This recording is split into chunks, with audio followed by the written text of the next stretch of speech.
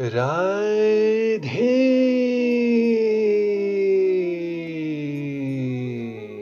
राधे।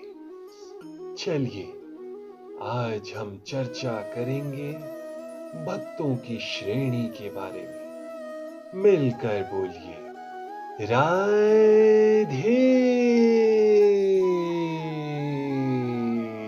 राधे। अन्य लोग जो ज्ञान के अनुशीलन द्वारा यज्ञ में लगे रहते हैं, वे भगवान की पूजा उनके अद्वितीय रूप में, विविध रूपों में तथा विश्व रूप में करते हैं। ये श्लोक पिछले श्लोकों का सारांश है।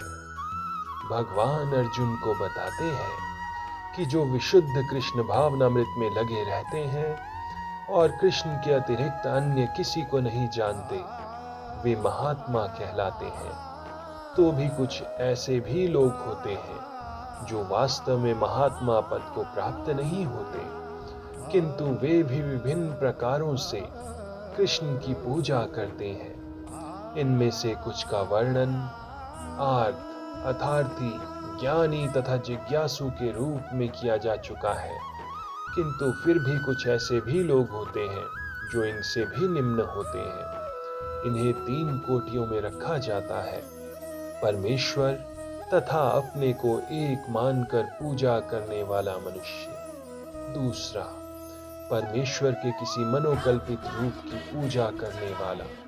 तीसरा, भगवान के विश्व रूप की पूजा करने वाला। इनमें से सबसे अधम वे हैं जो अपने आप को अद्वैतवादी मानकर अपनी पूजा परमेश्वर के रूप में करते हैं, और इन्हीं का प्राधान्य भी है। ऐसे लोग अपने को परमेश्वर मानते हैं और इस मानसिकता के कारण वे अपनी पूजा आप करते हैं। ये भी एक प्रकार की ईश पूजा है, क्योंकि वे समझते हैं कि भौतिक पदार्थ न होकर वे आत्मा है। कम से कम ऐसा भाव तो प्रधान रहता है। सामान्यता निर्विशेषवादी इस प्रकार से परमेश्वर को पूजते हैं। दूसरी कोटि के लोग वे हैं जो देवताओं के उपासक हैं, जो अपनी कल्पना से किसी भी स्वरूप को परमेश्वर का स्वरूप मान लेते हैं। तृतीय कोटि में वे लोग आते हैं जो इस ब्रह्मांड से परे कुछ भी नहीं सोच पाते। वे ब्रह्मांड को ही परम जीव या सत्ता मानकर उसकी उपासना करते हैं। ये ब्रह्मांड भी भगवान का एक स्वरूप है। मिलकर बोलिए राधे